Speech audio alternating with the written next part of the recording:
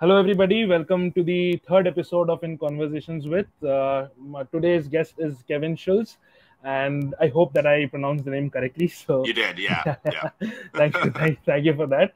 And he's a playback operator for CW's Flash, and apart from that, he's also worked in various TV shows. Most of the TV shows which we like consume on a daily basis. And apart from that, he's also an independent filmmaker, and his recent film is going to release few months later, and it's called as Girl Gone Bad. So welcome, Kevin. How are you doing today?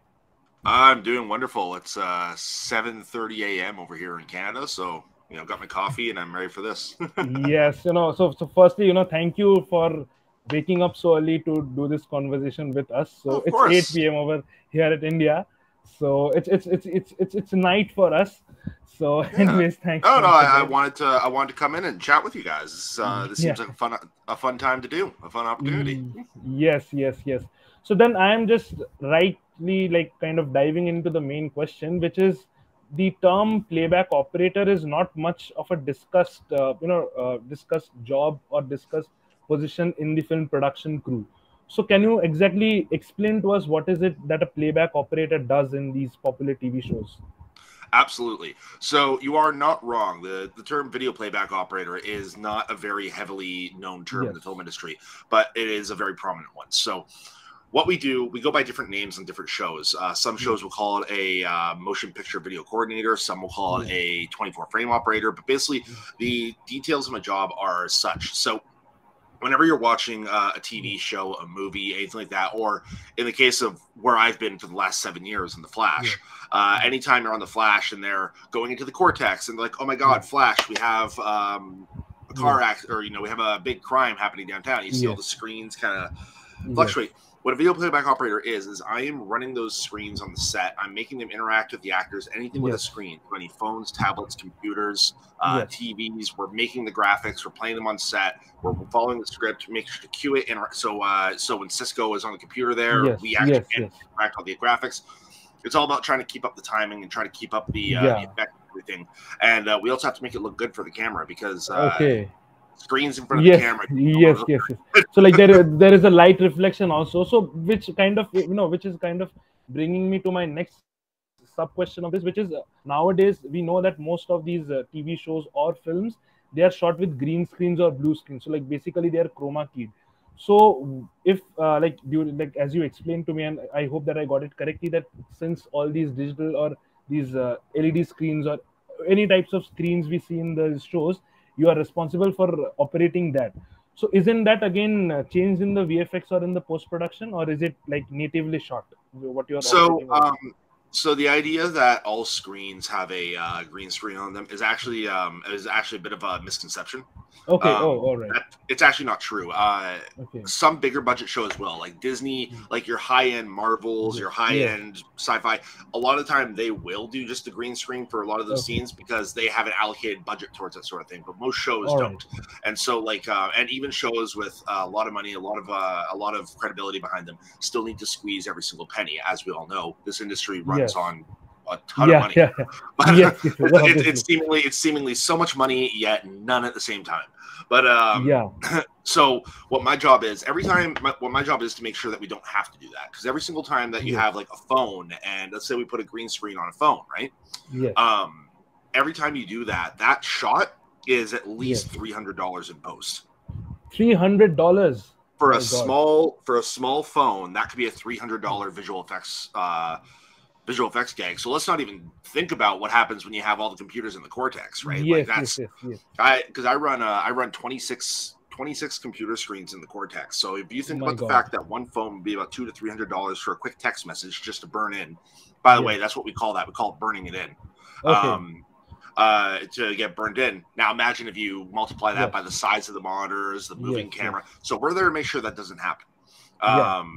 And the bonus of it is that typically like cast, directors, stuff like that, they way prefer when there's actual proper graphics on set, because it gives them something to play off of, and it gives them something to kind of like put themselves, help them stay within that world. Not that the actors need us to do any of that, but we're all working towards the same goal, right? Yes.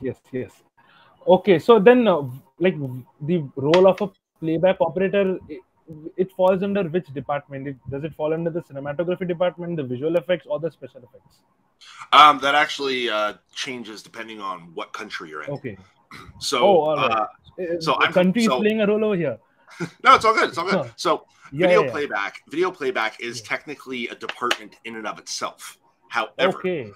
In Canada, I'm a member of what's called IIT 669. So I'm a member of the camera union in Canada, because the camera union is the one that covers my department. The reason why they cover my department is because sometimes we have to shoot our own footage.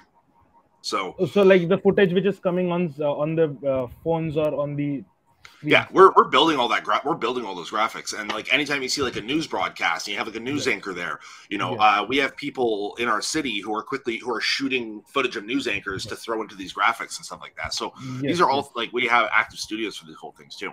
Okay. So then, what are like some of the technical skills and other equipments which you need to excel in this field?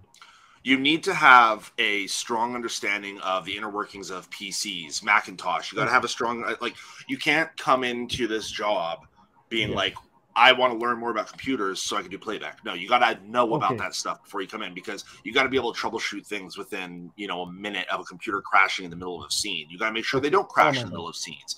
You got to make sure that, you know, then the other aspects too, knowledge of color theory. You know, I'm always working with the Kelvin meter, like, so we're always trying to make sure that things look proper, because you got to color correct properly. So knowing about color theory, knowing about gamma correction, knowing about computer, like just knowing the inner workings of a computer and actually understanding, you know, basic coding and programming comes in. Oh my God, even coding it comes in helpful. Yeah, it's helpful. You know, this is a technical school, so this is a technical university. So I think that even the viewers would like to know more about the role of coding and these programming in what you do. So like, what it's like, where is it?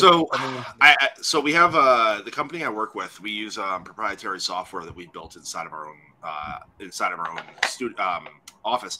I don't own the software, so I can't talk much about But what I will say though is that you know, that's the sort of thing, like if you have graphics on your phone, you're supposed to go from like a text message to all of a sudden a picture comes up and all that. You got to be able to cue that. That's not like a video you just play and have them pretend they're clicking on it. You got to be able to match that and cue it. So that's where a lot of things like APK programming comes in to develop small things to cue from one to the other. You also got to be able to figure out how to properly, like I said, color correct with that, and like there's a lot of other aspects to it. So it's like an amalgamation of various departments of the film. So like there is color grading involved, which falls in the post production. There is like, you have to know there's the color. directors. There's color correction, not color grading. Color correction, not color grading. Color grading is a fully creative thing. That's a creative thing. So like the basic color correction happens on set only.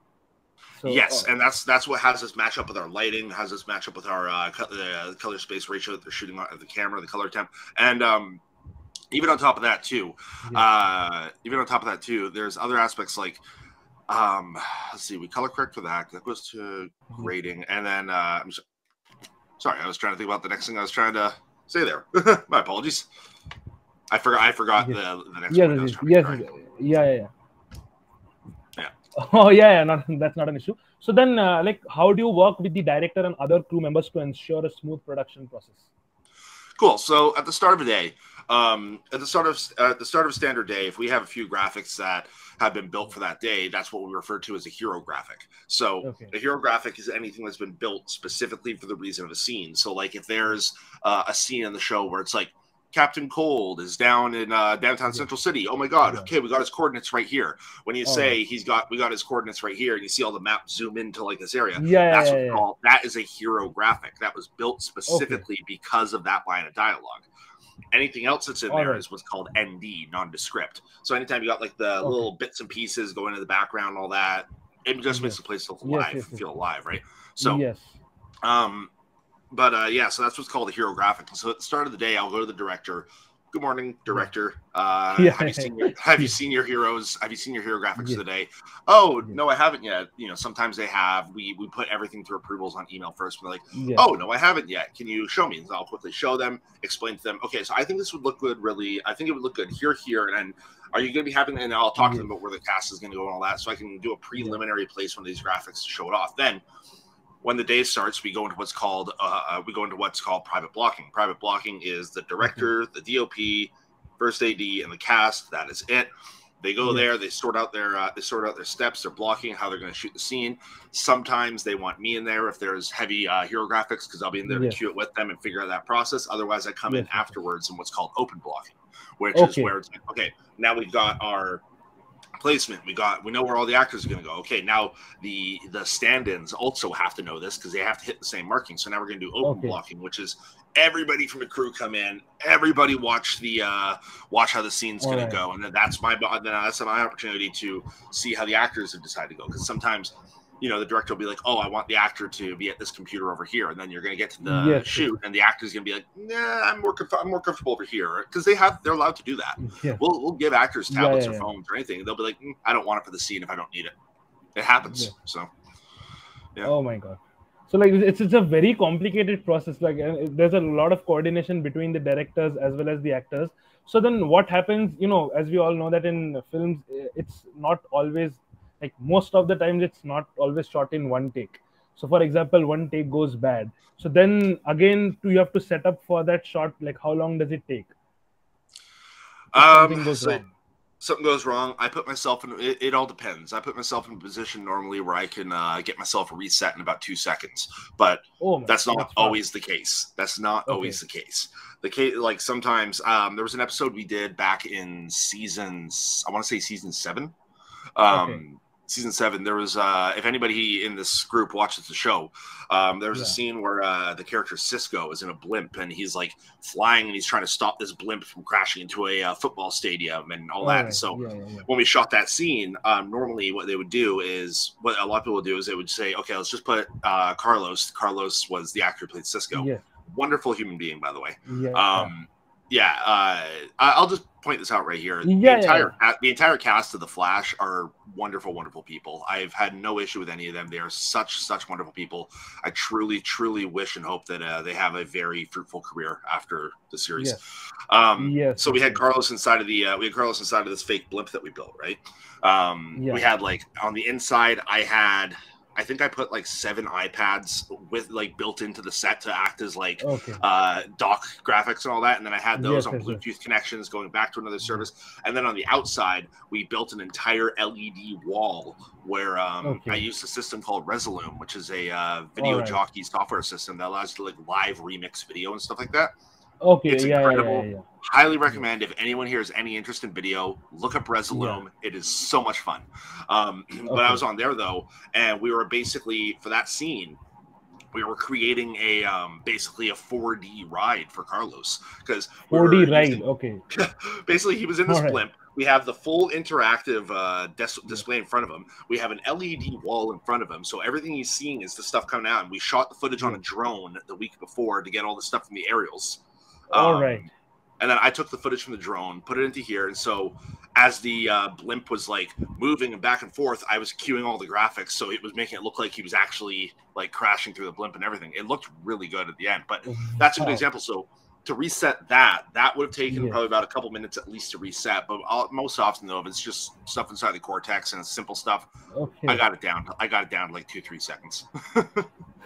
So that is really a lot of, so many things. And as I again said before, that you have to coordinate between so many departments, and like actors also practice with all these equipments, because actors don't have much time to give. So do they practice with all this, these equipments and all these timings? Because as you said that you shot these drone footages and then it came, and so timing also is playing a huge role in this, right? So what if are there rehearsals, or like, what should I call, I don't know if it's a term or not, are there like tech rehearsals for these scenes too, or is it just the artistic part of it which just involves the lines and the dialogues and just the actions or the blocking?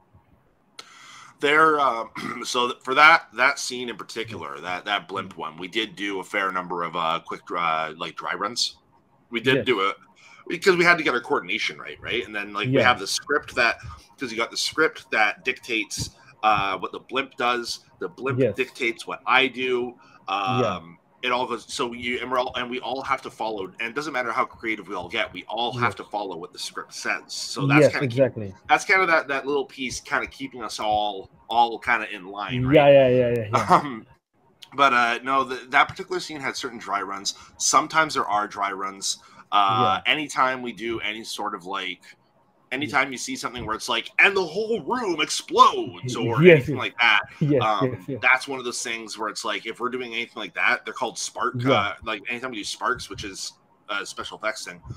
Special effects will put sparks behind the TVs and all that stuff, and then I have pre-made graphics that look like fritzing televisions and broken screens. Those are the sorts of things, though, where it's like, you got to time that shit, because if they blow all that up, and if they blow all that up and you've missed your mark, then again it's all hard work gone into waste.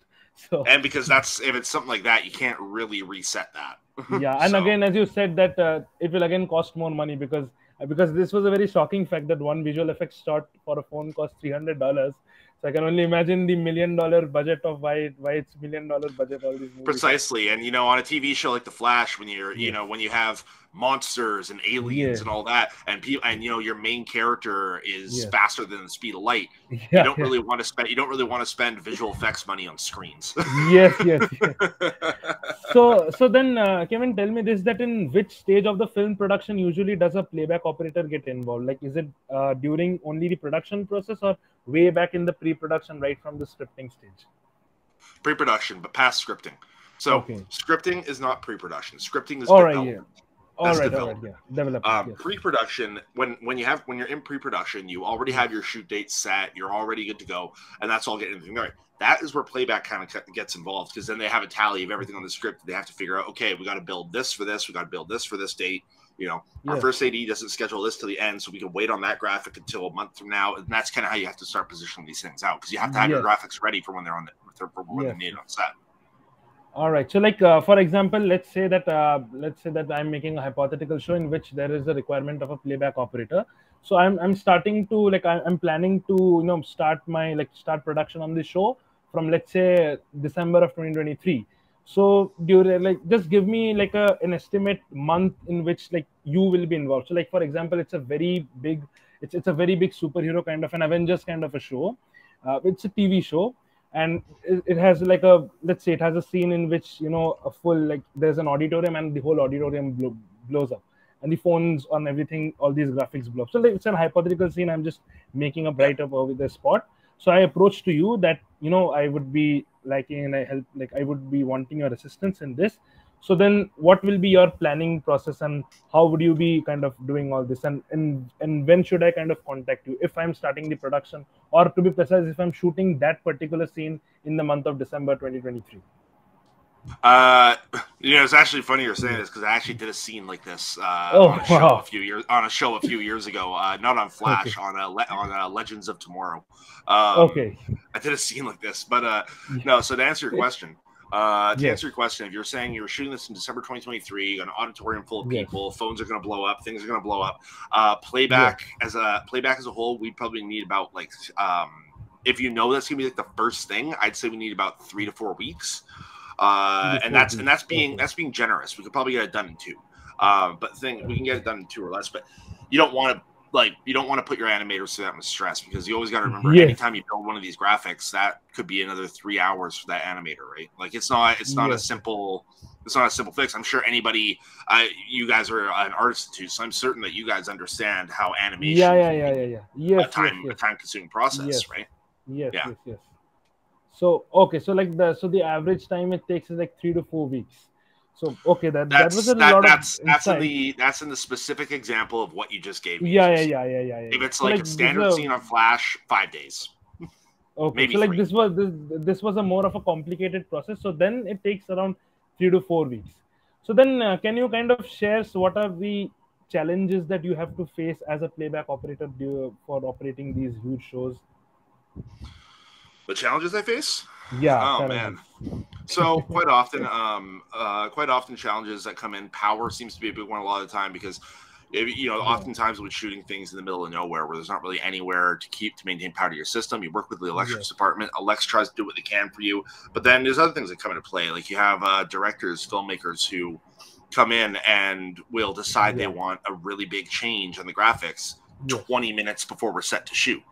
And So close to the that's the day of the production. that happens Last minute so changes often. happen.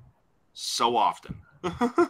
That's a lot like you, indie filmmaking, because that's a lot like Yeah. independent filmmaking, because that's what we do in low budget filmmaking. You something is not working out, they just change it on the spot. So I didn't know that Yeah. this happened in the big shows too. It does, because the one thing that never changes, the budgets change, but artists don't.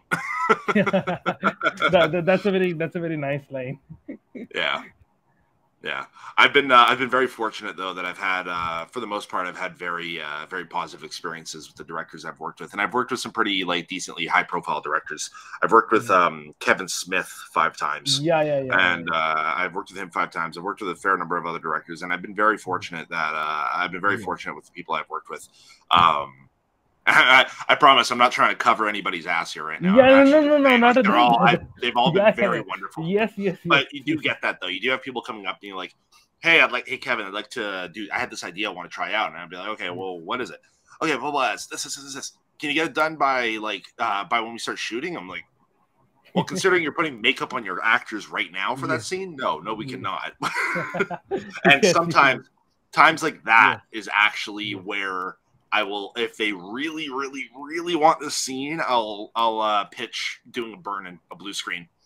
It'll cost some money, but if the director is really doing that and they did not see and they didn't want to follow the approval, then at that point, put in the money for the VFX. I'll put it on a blue screen. Give him his wish list.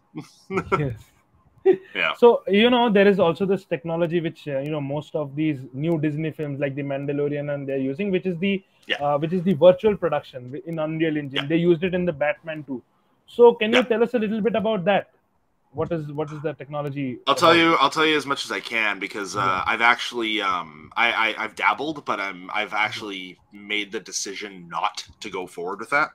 Okay. The reason why is because it's an incredible technology. It's called the Volume Tech, and it's run done primarily through Unreal Engine, which Unreal is free, everybody. If you really want to learn this stuff, virtual production is going to take over this industry. If you want to get, I'm telling this to the students who are watching this, if you want to get into this industry, even from your India right now, get on your computer, start learning Unreal, because that shit will get you, pardon me, that stuff will get you so far right now, because we are only at we've only scratched the surface of what this is going to do for us. So all of you, like, if you want to get into a set, that's your back door. For me personally, I've dabbled in the virtual production, but once the Unreal and virtual production concept started, everybody from video playback went over to it. Everyone. And so I'm staying in video playback because now all that work is available for us. But but the thing is, it's a saturated market, but it's an incredible technology. But people have this idea with it, though, that you just go in there and you start shooting and it's all well and good. That is not true. And we've seen examples now exactly of what it looks like. If anybody's watched the last couple Star Wars shows. The Mandalorian, and that's where it got the popularity most. I know, but like the Obi-Wan Kenobi series is a good example of where the volume didn't really work. Like, you'll see, because the thing is too is like on the show has anybody here ever seen the show Legends of Tomorrow? I have not seen, like, anybody who are here, those who are watching live, any of you have seen, guys? It's I don't think so. Okay. Maybe. It's a spin-off of The Flash, actually. But it's about time traveling criminals. A lot of fun. Highly recommend it. But when I worked on that show, we had a time travel spaceship, and outside of it, we had a projector screen that I ran all the stuff on the outside for. So now that projector screen, sometimes what would happen is that the lights from above the studio lights from above the ship would hit the ground and bounce back up onto the screen a little bit. So I'd have a little glare. We used to put a little black carpet down there to kill the glare. Worked perfectly, but. Obi-Wan Kenobi is a good example of certain scenes where I'm noticing where they're not remembering these basic rules about projection. Like, you have the Volume Tech, which is this incredible piece of technology, but that doesn't mean that you can forget the principles of how we shoot these things. Like, exactly. So, that's like that's a lot like saying, like, when it's a bad green screen, when there's not proper lighting, and when it's the same for Volume Tech also, I presume, which they kind of failed in Obi-Wan Kenobi. Well, I mean, Francis Ford Coppola recently was shooting the movie Megalopolis, which will be his next film. And Francis Ford Coppola, yeah. And I'm pretty sure that the story of that shoot is becoming infamous. But yes, that's basically Francisco Ford Coppola's every movie. He has that guy has a history of but still managing to make masterpieces. So, but he's a good example of somebody though. He's a good example of somebody though who's been he joined Martin Scorsese in the whole anti-Marvel conversation. Yes. And then when he does Megalopolis, his cinematographer says, "Hey, we should use the volume technology to do this because it's going to involve a lot of CGI." They use the volume technology, and from what we understand, after the first 3 weeks or first 2 weeks, Francis Ford Coppola was like, "Move it to a green screen. I have no idea how to shoot this thing." It's good to hear that somebody has the mindset to say that, but the fact is that all people are jumping into using the volume technology like it's their solving nature for all the problems, but it's not. It is an incredible tool, and that can't be stressed enough. But you need to know how to shoot it. You need to know how to stop light from going in the wrong direction. You have to know how to make it look real. You got like Greg Fraser, who was the DOP on the first season of The Mandalorian, and he also did the Batman, and he did Dune. That's a good example of somebody who, like, he developed the technology. He's the one who actually sparked it in The Mandalorian. So, God, obviously he's the guy who knows how to shoot this properly, because like you mentioned the Batman, incredible use of the volume. Exactly. Never thought it was there. Exactly. In fact, those like it's been used on those those or anything. Is the role of a playback operator, or like as you said, like this may have various names. Is it recognized enough, or do you think there is a shortage of credits, or like there is no credits given to you guys, because you guys are playing a very important role? Yeah, and so there's kind of two answers to this question. So the first one being, you mentioned Oscar season. You mentioned award season. The truth of the matter is, when you look at the Oscars, and I'm one of those people. I'm a director too. I would love to win an Oscar. And I'm not one of those people who's going to be like, the Oscars mean nothing. No, I was watching it 2 Sundays ago, just cheering my ass off that Everything Everywhere won. But the thing is, though, is that my department, though, is like, when you look at the Oscars, you're not seeing a best lighting category. You're not seeing a best electrics category. You're not seeing a best camera category. You're seeing best cinematography, because that is it. And the reason why you see that is because everything we're doing, the camera, the lighting, the video playback, it all factors back into that one thing. We're all working towards the DOP's vision. The director of the cinematography division. So when it comes to the Oscars, we don't look for we don't have those specific technical awards. There's other award shows in the world that do award those sorts of things. As far as my department is concerned, though, I've thought about this before, and I'm not entirely sure how you would gauge how do you gauge if it's good or not? Like, how do you not know that wasn't put in through post production? But I think what I will say, though, is it is very hard to explain what my job is, because the title of the job changes so often. Like if you go on IMDb, I think there's like 5 or 6 different ways to describe this position. And so, it's like, you go on, even on set, people will be like, "Oh, what do you do?" "I'm video playback." "Oh, does that mean you play back the shot after it's done?" I've had that question asked to me probably about 10 times. Which is the reason why I didn't ask you today, because I exactly, while I was prepping for today's interview, I Googled it, and I did a lot of research, and the most of the thing, it was the guys who play back these videos once they're shot. So, and I knew that was not your job, because before we spoke, you told me a entirely different thing. And like it was a different kind of a technical thing. But while I was listening, it's kind of funny, because I said before to people, when people ask that, I said before, why would any production spend the money to hire someone to simply press play on the last shot? That person is called a DIT. They already exist. They're there. Yes. So, like you said that you were very happy that Everything Everywhere All at Once won awards, because it's an independent film, and now you are also releasing your, you're wearing the director's hat. So congratulations on it, by the way. Your film is releasing soon. So tell us a little bit about that journey of your filmmaking career, the independent filmmaking.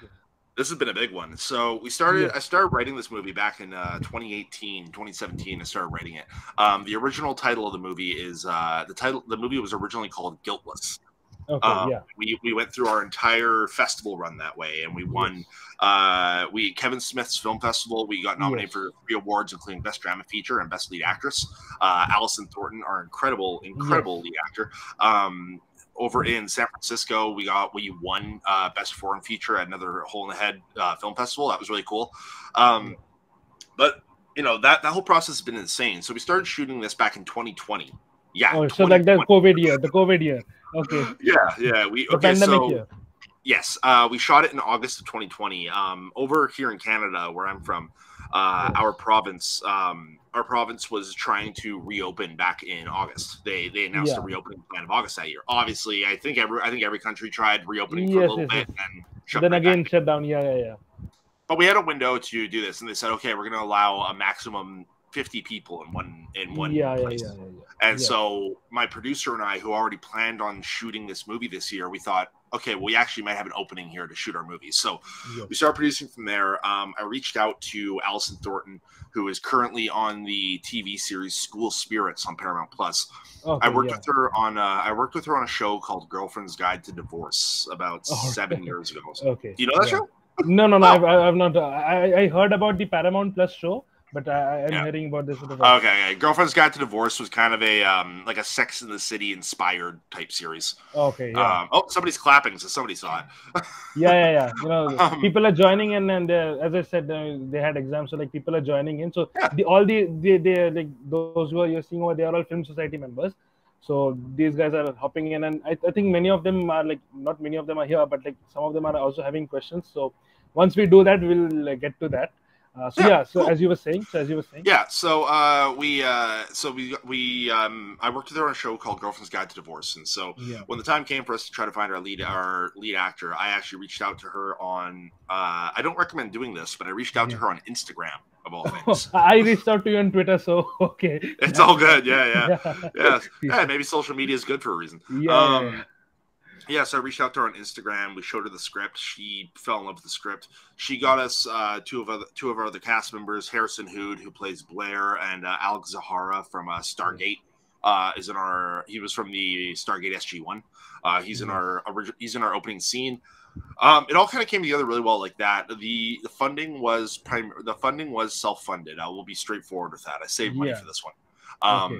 But as we went into it, though, we ended up collecting a great cast. One of our leads, or one of our main cast, Maya Lowe, incredible actor. She's on the show Yellow Jackets now. Okay, yeah, I've heard about Showtime. Yellow Jackets. Yeah. She's on there. So we shot the movie. We had a 9-day shoot planned, and we shot it over 11 days because after our second day, we had a COVID scare, and so we shut down production for 2 days, paid for testing, all that. Fortunately, it turned out to be a false alarm. We were able to get back into it. Oh, okay. I know, right? So we shot the next 7 days. We got everything in the can. About a year of post-production came afterwards. We did, I want to say we did like 7 cuts of the movie. 7 cuts, my God. That's a lot number of cuts. So like the one which is right now, which is going to be released. So like, is that the director's cut? Like, is that your cut, or like, is there again an extended version too, which exists? No. The version you're seeing is the version I want you to see. Okay, then that's great. Yeah, and we're gonna be going to Amazon, and actually, I don't know about India where you guys are from. I got to find out about the release for that.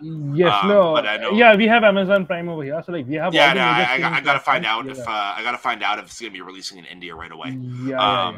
It's a staggered release, so But we're gonna be going to Amazon and Tubi in July, so that'll be good for that.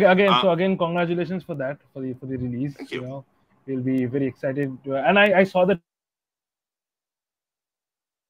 I think you. That day, after this is over, I will. You froze up there for a sec. You froze up there for a sec. Yeah, am I back? Yeah.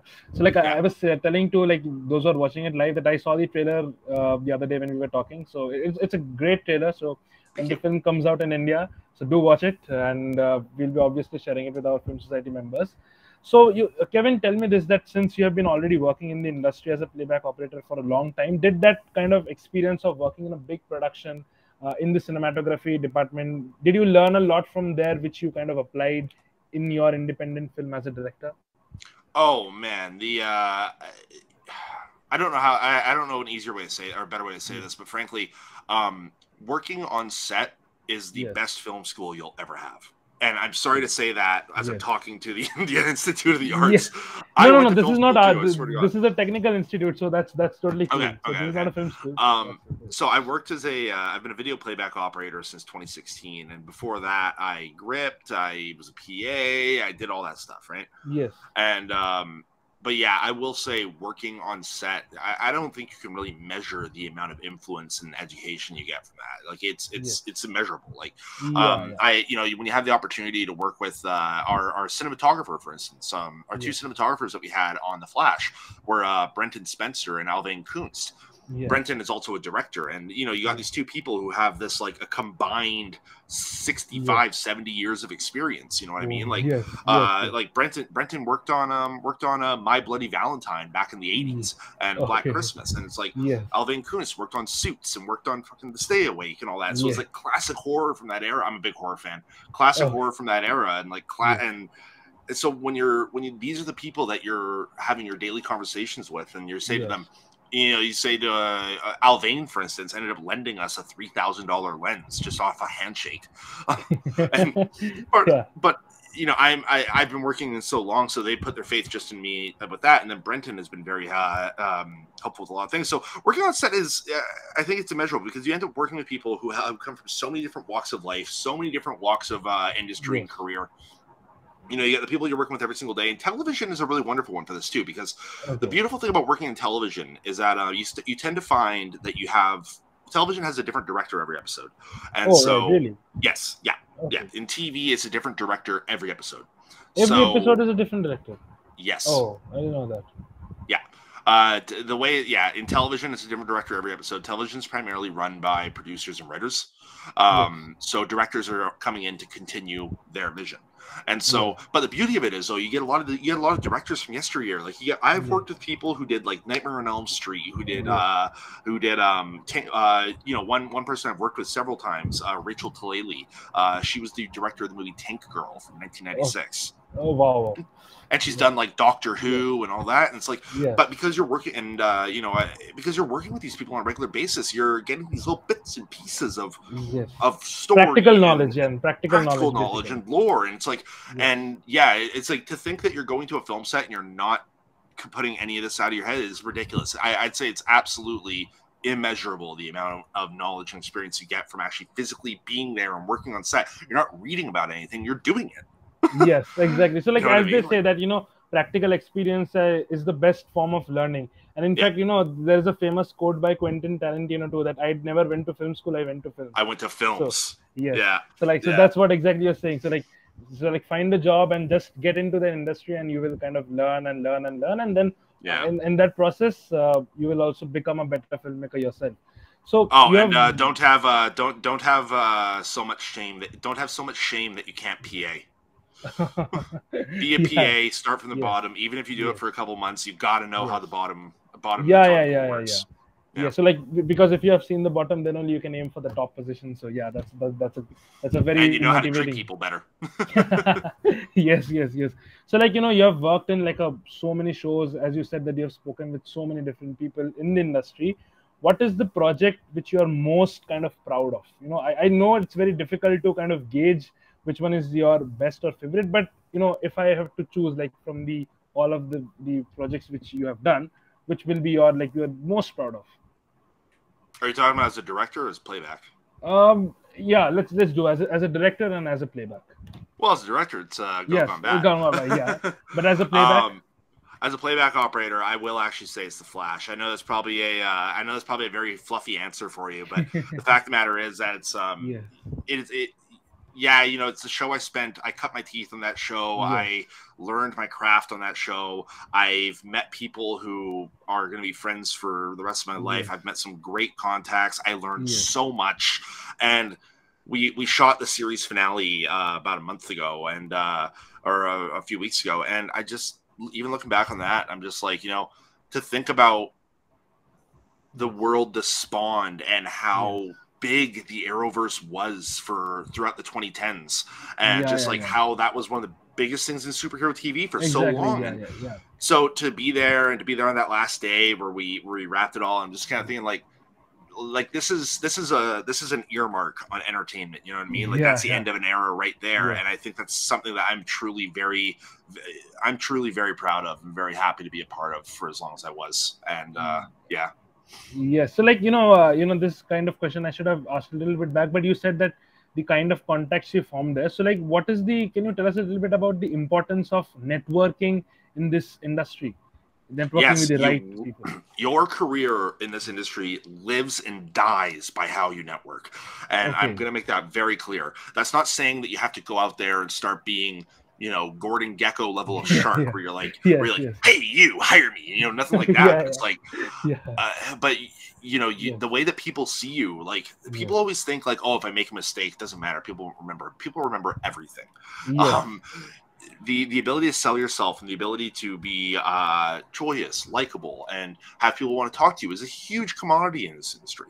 And the importance of networking is massive. I've had some very solid opportunities in my past simply because I had the willingness to go say hello and introduce myself. And the thing is with that is that when it comes to networking, it's really you putting your own self out there and putting your own self into the eye line of the people who you want to be able to do something for your career as well. But you got to be there earnestly. You can't you can't be selling yourself like a product everywhere you go. And I think that's a misconception that a lot of people have, is that they think like, it's the industry. You got to, blah, blah. It's all back talk and cheap lies. And you got to sell yourself. It's like, these people are spending 12 to 13 hours a day on set with these people. You really think they want to be surrounded only by people who are just like looking out for number one? No. So they don't want to be surrounded by yes men. Exactly. And networking is super important in that sense.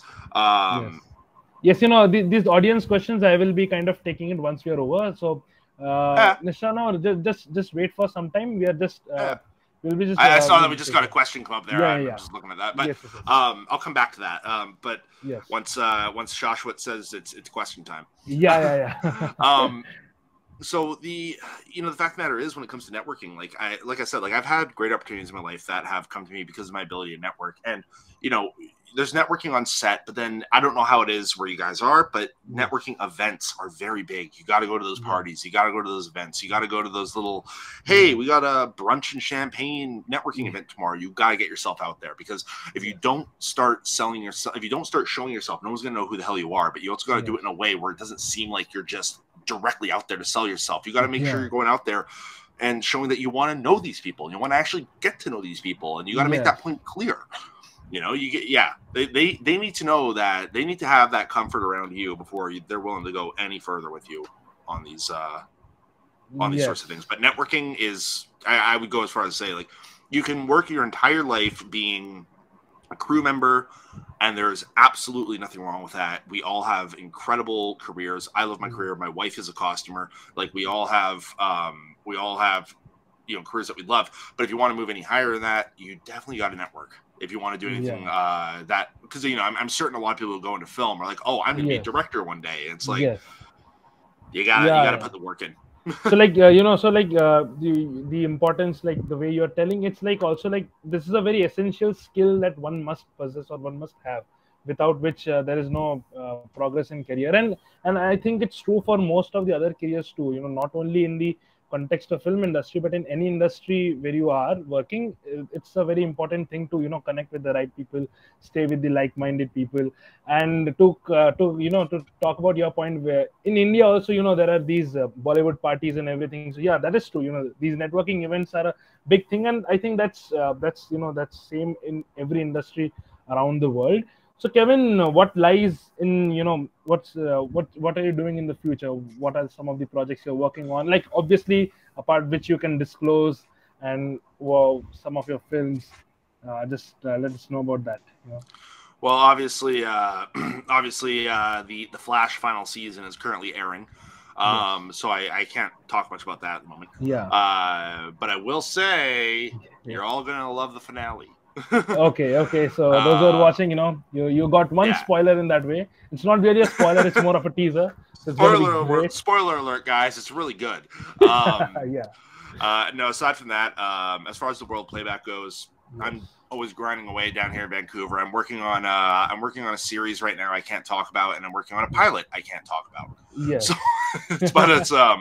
but on top of that, though, as far as my independent work goes, I have a script that is being looked at by a couple production companies right now to possibly produce.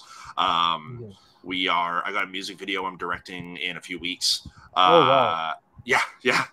I got a music video I'm directing in a few weeks. I'm doing a short film, which isn't normally something I would talk about because it's just a short film, but we're shooting that in a couple of weeks too. But at the same time, right now, we're working on trying to get financing behind an exorcism horror comedy that we're trying to get made. Okay, wow, exorcism and horror comedy. That's great. Yeah. That's great to hear. So, and my final question to you is, what are your advices to those who are wanting to get into the industry as a independent filmmaker? What is the thing that they should follow? Okay, so there's a few things here. I'm going to lay out a bunch of things. All right, so first off, if you want to get into the industry, go PA. Do it for even a little bit. PA work sucks. it sucks, and I'm just going to make that point very clear. But it's important to know what happens at the bottom of the rung, and it's important to know because that'll give you the better idea of how fast you want to get up or out of there. But what I will say though is that when you first start working in the industry, it doesn't matter what department you do. I think when you first start working in the film industry, things are going to be difficult. Things are going to be hard. It's going to be there's not really a training process for a lot of things. So it's a lot of sink or swim, and people around you, at least in my experience, people around you are going to be a little bit more open to talking to you and helping you out than you need to think. And everybody in the PA world is going to be like, blah, blah, blah. It's sink or swim. You look for yourself. Feel free to ask around. Meet the other departments. Be like, hey, what do you do? Are you a grip? Are you a Lex? Try to figure out what you want to do to get out of PA work and then work your way up that way. And I have to make that point very clear because while we make our artwork and while we make the things that we want to make, it's always, and this actually goes with being an independent filmmaker too, and something that's always forgotten about. You have to have your foundation in place before you start making these swings, because what's going to end up happening is you're going to spend X amount of time on this independent feature that you've been working on, but who have you met to look at it? Who have you met who can push it forward? If you have no experience in this industry, how do you even know how it looks? How do you know how the film is? And there's so many things on set that your actors are going to expect from you that if you haven't worked on set, you're not going to know about. Like earlier on, I talked about private blocking and open blocking. Is that even something that people outside the industry know about? No, even I didn't know. Like I also I heard it I have heard about the term blocking, but I'm hearing this for the first time. There is open blocking. So that's a good example of where just that basic knowledge will make your actors so much more comfortable with you. Patience is always a virtue. Try to make sure that when you're making your films and you're writing your projects, start small. Start with something that you can achieve, because if you know you can achieve it with a very high quality. When I was in film school many years ago, I had a teacher explain to me one time. He said to me, I got an experiment for you, Kevin. And I said, what's that? And he says, over your holidays, I want you to take your camera, and I just want, because I used to be very way ahead of myself in film school. I'm just like, so he says, you gotta start boil it down, start basic. He's like, take your camera and go take a picture of a duck. And he's like, but you take the best fucking picture you can of a duck, best angle you can get, best lighting, but just of a duck, because so many people get and he was right to do that, actually, because so many people get so hell-bent on, oh, this is gonna look really cool, this is gonna look really awesome. What if there's all these aliens coming down in my script? Okay, but what's the purpose behind it? What's the meaning behind it? Exactly. If we're just watching, lights and sounds going everywhere, where's the story? Where's the resonation? And no, it's not going to resonate with people. So my suggestion is always try to write what you know first. And if you don't know anything, write what you want to know, and then write what you think you might know, and then write with the confidence of knowing of what you're writing about, and at the same time, write. To when you begin, write accessibly, right? Or, look at what you have available to you. This information has been passed around so many times, but it really is true. Look about what you have in relation to you. Look at what you have available to you. Right around that. When I wrote Girl Gone Bad, I knew I had my grandmother's house and I knew I had my mother's house. So there are two primary houses in this movie. But you know what I mean, though? I wrote most of the movie around it. And now here we are selling to Amazon. Like it's these things. And these small things which kind of make up a a huge impact later in your life, and the importance of staying consistent. Well, you look at somebody like Christopher Nolan, which every film school student says, pretty much any film school student will say their favorite director is Christopher Nolan or Quentin Tarantino. And so I'm just like, you look at Christopher Nolan, his first movie was not even Memento. His first movie was called Following. So the guy who went on to Interstellar, Inception, Tenet, Dark Knight, his first movie was a $16,000 film following one man as he's like basically lurking around other people, using windows as lighting, stuff like that. Exactly. And so then look where that goes, because it all comes down to how you tell the story and how you conceive it and how you execute it. And most importantly, is it entertaining? The last thing you want to do the last thing you want as an artist is to be putting so much work into something just to have people leave it bored, because that's the last thing any of us want. That's the biggest crime a movie can commit. True. So like, it doesn't matter what the budget is, or like, is your film having big actors? What matters is your willingness to tell the story and how you are telling the story and how badly you want to tell it. How badly you want to tell it, but then have a realistic idea of where it's going to land. Because we knew with our movie, we're not going to theaters. We knew a streaming release was our best bet, and we knew that because of the scale of our actors, our budget, stuff like that, right? So, now actually, as it turns out, a couple of our actors since shooting the movie they've actually kind of gone up in credibility since then. Oh wow! Yeah, we lucked out on that. That's a great news again. So, it is. So like, just to summarize, what you kind of said these for your advice is. So like, the thing is, first is how badly you want to tell it. Set a realistic goal about your film and be clear about don't over expect too much. You're also saying that don't, for example, I'm making a small movie. Don't think that it is going to make $1 billion or $1 million in the box office 100%, in the theater. Yeah. So that's also very important. And at the same time, also, what you're basically saying is just make movies. Don't let nothing stop you, because correctly in that way, even in our phones also we can make movies right now. I will say, don't let anything stop you. But when I'm saying just make movies, I'm also saying try to write something. Start off by writing something within the scope of what you can actually achieve. Yes, exactly. Yeah. Like for my first movie, I wasn't going to go start. I'm a big horror fan. I'm a big sci-fi fan. But for my first movie, I wasn't going to go out and write an alien invasion film with high-end lasers and stuff that'll never get made. I wrote a movie, a thriller that takes place in one night. Exactly. So it's more of a backtracking process. Use all the resources you have, make a story out of it in your budgets and everything which you can. And that would be my suggestion. That's what I did. Yeah, that's what I also personally follow, because the films, kind of short films or films I make, I also do it that way. So I totally agree with you on that. Follow these resources which I have and then make a story out of it. Because if I now write a scene where 2 car collisions are happening, I know it's not possible for me to do, or it's not possible for me to shoot it. Now, I will say is that in today's day and age, there are ways to, again, try to keep your scope low, but there are ways to get a little extra into your movies nowadays. There's incredible resources like, if you know Blender. Blender is a great resource. Blender 3D, and 3D. Blender has great options, so where you can add that little extra flourish into your movie. You know what I mean? Like, it's always good to keep these tools at your disposal. Yeah, and now there are many free tools available. Earlier this film industry was a very closed space. Now it's a more open space. Anybody can now, if they have the passion and willingness. Everyone's got a camera now. Yeah, exactly. Everybody is, and these cameras are pretty good. They shoot in 4K, 4K 60 FPS. Like the latest iPhone 14, they made a full movie out of it, feature, and they have been doing it since 2015. So look at Steve Soderbergh. Tangerine. Yeah. Unsane. Steve Soderbergh, High Flying Birds. Yeah, Unsane also, he made a theatrical release. That's a horror film. That's your genre. That's a horror thriller film, and that's shot entirely on an iPhone 7 Plus with the. And with his next movie, High Flying Birds, he even edited it on a phone. Yeah. So Did you know that he cut yeah, it yeah, on his yeah. phone? Yeah, that's in Netflix. That's about basketball, right? Yeah, That one. Yes, yes, yes. yeah. So, all these insights you gave, and I really learned a lot about what a playback operator does and everything. So it was a great session, and now I'm going to open up to the audience questions. So as we already have the first question from Yeah. Nisha Naur, he is asking. We will be data scientists. So, like as I told you, sir, we are actually a part of the data science program in IIT Madras.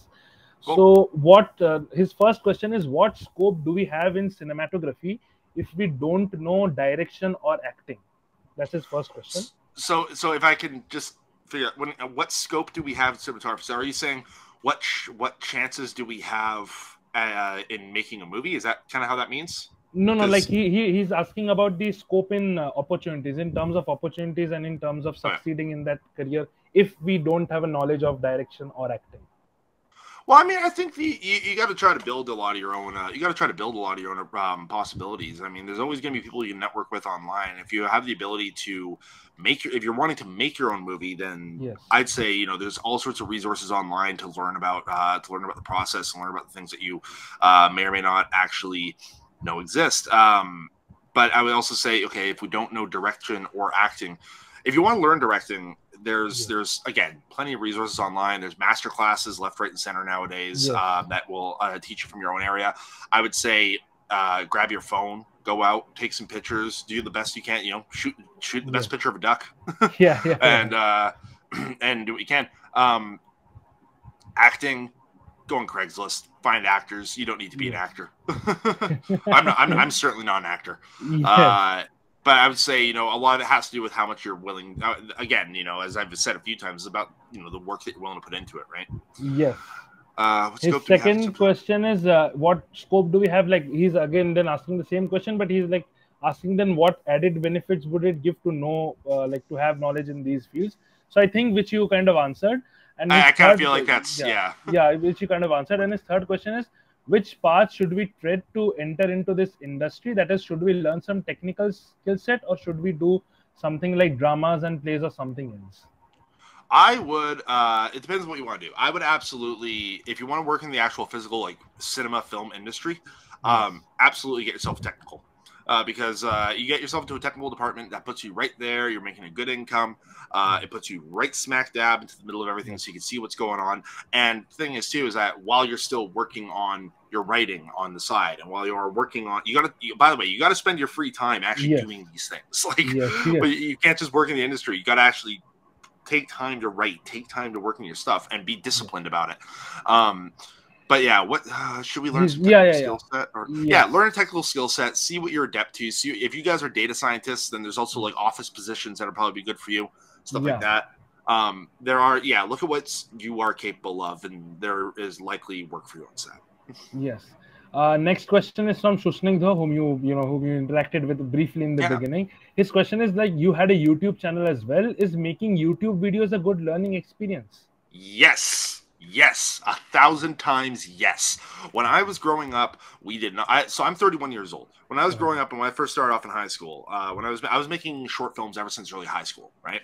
And so I graduated 14 years ago. So I was making them ever since early high school, and I was at the time where YouTube was not existent yet. YouTube didn't come around until I was nearly the end of high school. And I'll tell you right now, once that website was created, the fucking floodgates opened, man. Because think of it like this: up to this point, the only way that we really had to exhibit our work is if we tried putting it on MySpace or something at the time. Which back then MySpace had like 100 megabyte maximum. And it was like it was bad even by the standards of the era. It was bad. So YouTube videos, I truly think that YouTube was one of the best things that ever happened to filmmakers, and I will even go as far as to say streaming.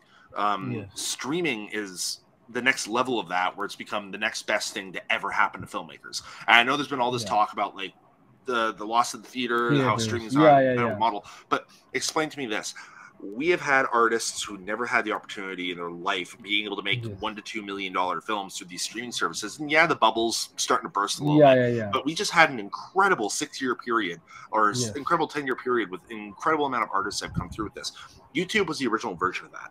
And I think a good example is look at somebody like Bo Burnham. Bo Burnham, he, you know, obviously he had Inside back in 2021. He had the movie, he directed the movie 8th Grade a few years back. He all got started in his bedroom on a piano on YouTube in 2007. You know, and we see so many different versions of this. You know, another good example is you know, Casey Neistat is a very good filmmaker. He started daily vlogging. No, that's like kind of Casey Neistat is another good example.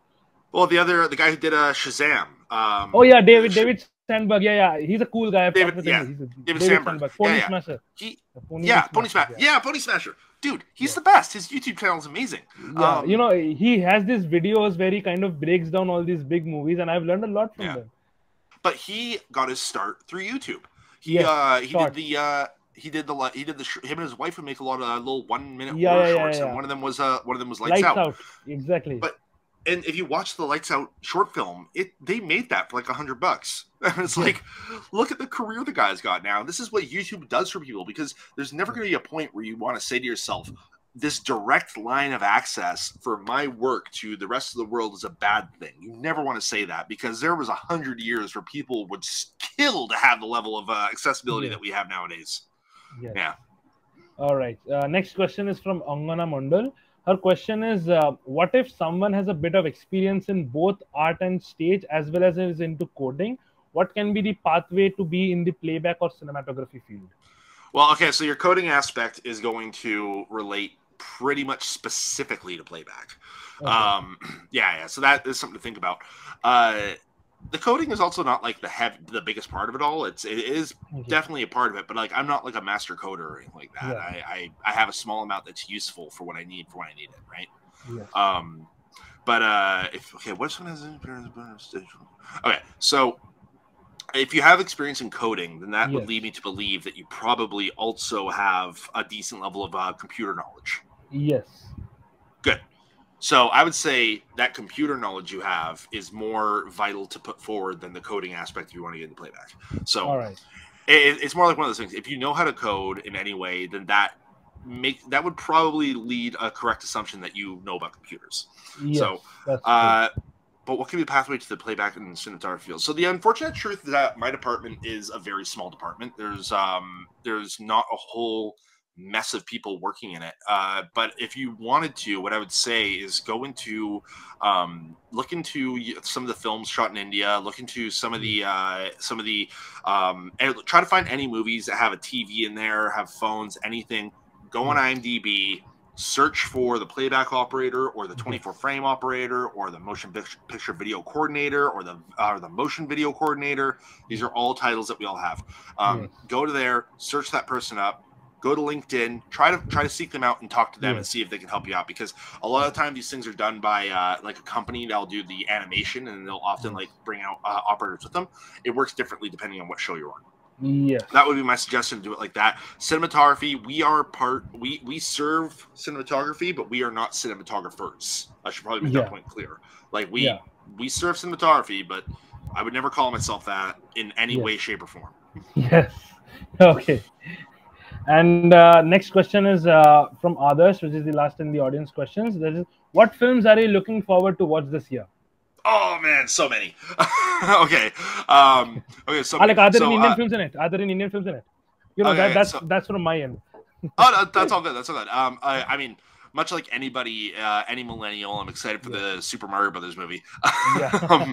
But you know, there's some great stuff coming out this year. I'm really excited for.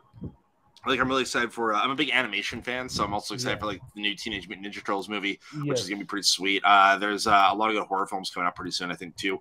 Oh man, there's some really good ones. Across the Spider-Verse obviously is a big one that I'm excited for. There's most of the stuff that Blumhouse comes out with, I'm often pretty stoked on. We just saw the new Dungeons and Dragons movie last week. That was a lot of fun.